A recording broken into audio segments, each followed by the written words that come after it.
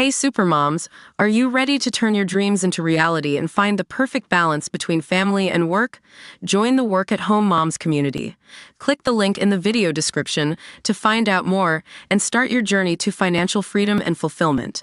The last notes of taps had faded away and smoke from a military gun salute was billowing through the Normandy cemetery as the roar of the 4 F-35s rose to a thunder. As one of the pilots opened their throttle and accelerated into the heavens in the missing man formation, President Joe Biden got emotional. He had spent the day joshing with the last surviving veterans of the D-Day landing before delivering a speech that tied their heroics with modern war and dictators, and it all came flooding out in the form of a fist pump.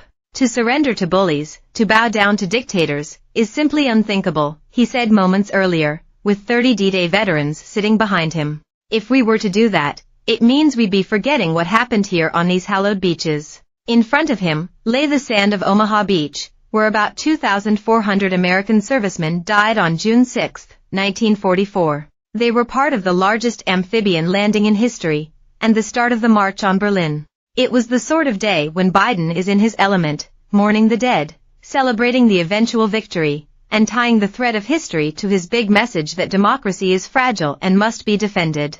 And his appearance will no doubt live on until November in the form of campaign adverts. Biden flew into Normandy on Thursday morning, along with other world leaders assembling for the anniversary. In a glass-sided gazebo, with views down to the beach and water, he met 30 of the men who risked their lives in the assault. It is a rare occasion when the 81-year-old president is surrounded by an older generation, but he reveled in their company, handing out specially commissioned challenge coins and joshing with them. The greatest generation ever, man, he said to one veteran, who told the president he was 102. Those that could stand, stood to shake hands with the president.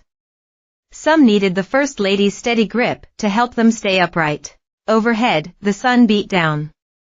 The English Channel was docile, the sky clear, much better conditions than on D-Day when the Allies knew they only had a window of hours to launch their invasion and deliver 150,000 troops into Nazi-occupied France.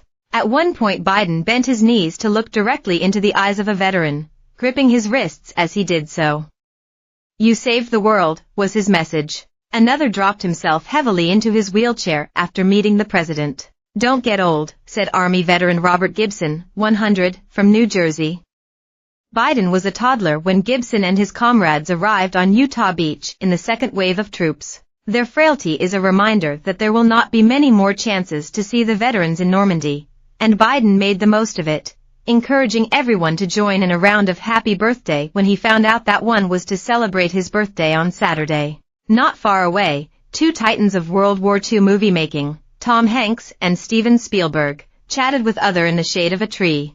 Until, that is, Senator Ted Cruz turned up. Tom Hanks managed to keep away, but Spielberg got stuck talking to him and looked like he hated every second of it, said a bystander. As well as using his big speech to remember the sacrifice of so many, Biden was just one of the world leaders who used the echo of history to deliver a very contemporary message. In his case, it included a hint that U.S. commitments around the globe are on the line in November's election, when he faces off against Donald Trump and his more isolationist manifesto. Trump has said he would not defend allies that are delinquent in their defense spending. "We must remember that the fact that they were heroes here that day does not absolve us of what we have to do today." "Democracy is never guaranteed," said Biden. "Every generation must preserve it, defend it and fight for it. That's the test of the ages. That means standing with Ukraine, whose president, Volodymyr Zelensky, was in Normandy for the commemorations. Isolationism was not the answer 80 years ago and is not the answer today," Biden said in his speech, triggering his biggest round of applause. "We will not walk away," Biden said. "Because if we do, Ukraine will be subjugated and it will not end there." In all, 180 veterans of the Normandy campaign were on hand to hear him speak. They arrived with granddaughters and grandsons, wearing caps that identified their units, with M.